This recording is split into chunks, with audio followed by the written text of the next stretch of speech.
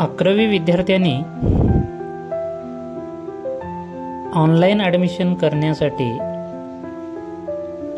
Step by step ॲडमिशनची जी process असते, विद्यार्थ्यांना रजिस्ट्रेशन सोपं व्हावं यासाठी काही गोष्टी रजिस्ट्रेशनमध्ये महत्त्वाच्या असतात. सुरुवातीला रजिस्ट्रेशन करण्यासाठी क्रोम या ॲपवर जाऊन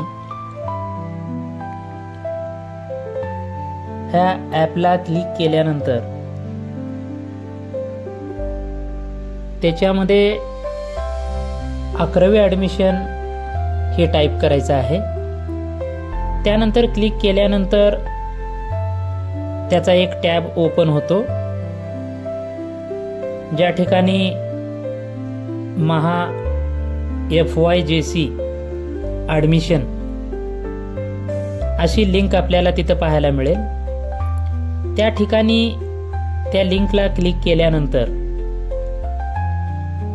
एक टॅब ओपन होतो. त्या ठिकाणी स्टुडंट रजिस्ट्रेशन असं त्या ठिकाणी लिहिलेलं आहे.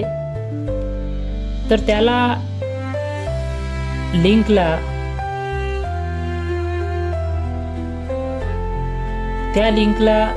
ओके केल्यानंतर पुढचा एक टॅब ओपन होतो, ज्या ठिकाणी लिहिलेला आहे विथ इन महाराष्ट्र स्टेट, म्हणजे आपण महाराष्ट्र राज्याचे रहिवासी आहात का किंवा महाराष्ट्रामध्ये 10वी पास झालेले आहात का. त्याच्या खाली दुसरे ऑप्शन पण येतात, पण आपल्याला महाराष्ट्र ह्या लिंकला काय करायचं आहे, ओके करायचं आहे विथ इन महाराष्ट्र स्टेट. त्याच्यानंतर पुढं टॅब ओपन होईल. फ्रेशर एक ऑप्शन आहे, त्या ठिकाणी फ्रेशर आहे किंवा म्हणजे सध्या पास झालेले विद्यार्थी, फ्रेश असलेले विद्यार्थी किंवा गेल्या वर्षी असलेले विद्यार्थी किंवा दुसरे असलेले विद्यार्थी. पण आपल्याला जे फ्रेश विद्यार्थी आहेत, ह्या वर्षी पास झालेले विद्यार्थी आहेत, त्यांनी फ्रेशर ह्या ऑप्शनला क्लिक करायचं आहे. त्याच्यानंतर आपल्याला बोर्ड चूज करायचा आहे.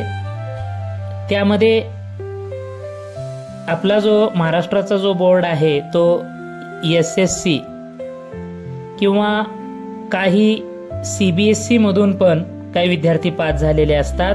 तर CBSE असेल तर CBSE आणि SSC असेल तर SSC किंवा अदर.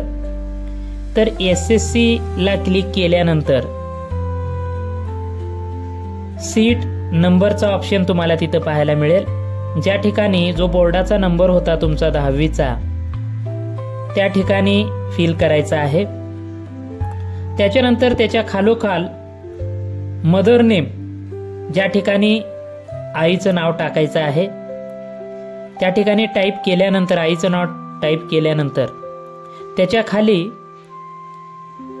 व्हेरीफाय एक ऑप्शन येतो. व्हेरीफाय केल्यानंतर तुमचं नाव वगैरे त्या टॅबवर आपल्याला पाहायला मिळतं.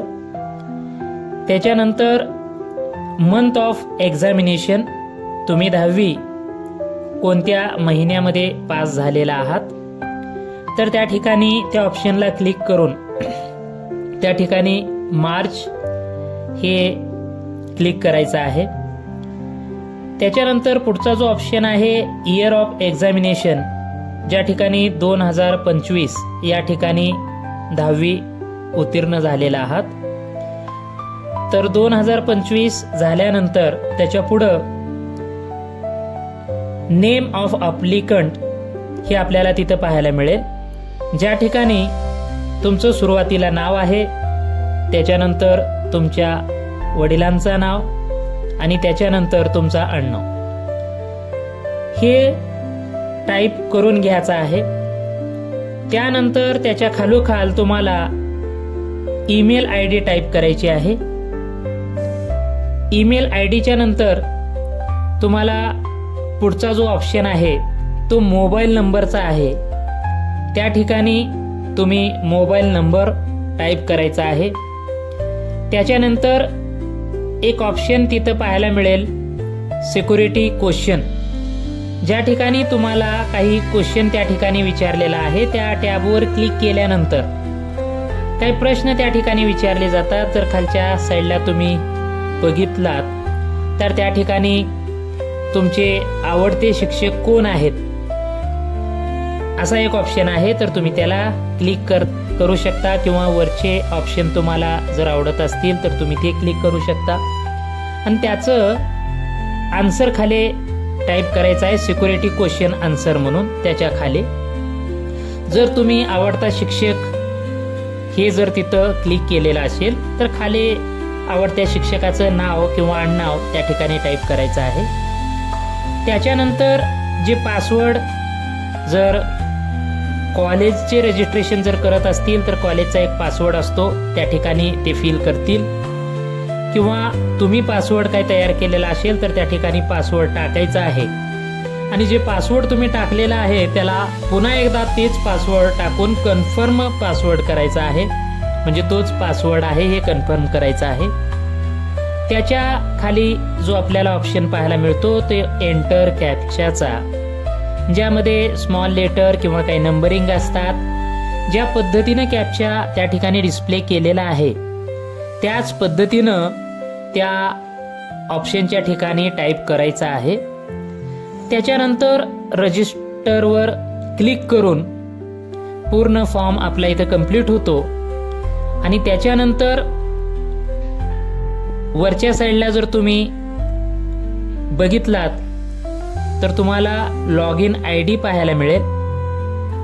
तर तुम्हाला हे रजिस्ट्रेशन इथं पूर्ण झालेलं एक मेसेज पाहायला मिळेल आणि तुम्हाला पुढं लॉग इन करण्यासाठी लॉग इन ID जे तुम्हाला दिलेला आहे तुमचा जो 10वीचा सीट नंबर जे असेल सुरुवातीला तो नंबर येतो आणि त्यांचा एक युनिक नंबर पुढं त्या ठिकाणी ॲड केलेला असतो आणि त्याच्यानंतर जे पासवर्ड तुम्ही तयार केलेला आहे तर हे दोन्ही सांभाळून ठेवायचं आहे, जपून ठेवायचं आहे. लॉग इन ID आणि पासवर्ड पुन्हा तुम्हाला लॉग इन IDचा वापर करून पासवर्डचा वापर करूनच फॉर्ममध्ये एंटर करता येईल. पुन्हा मग डॉक्युमेंट्स अपलोड असतील किंवा ऑप्शन असतील असे वेगवेगळे ऑप्शन परत आपल्याला ह्यामध्ये भरायचे आहेत.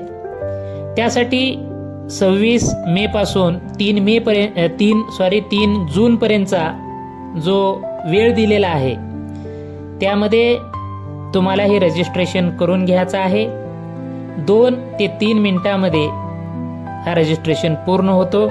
एकदा रजिस्ट्रेशन झाल्यानंतर लॉग इन ID पासवर्ड जपून ठेवायचा आहे आणि पुन्हा पुढच्या प्रोसेसमध्ये त्याचा वापर करून पूर्ण फॉर्म आपल्याला भरून घ्यायचा.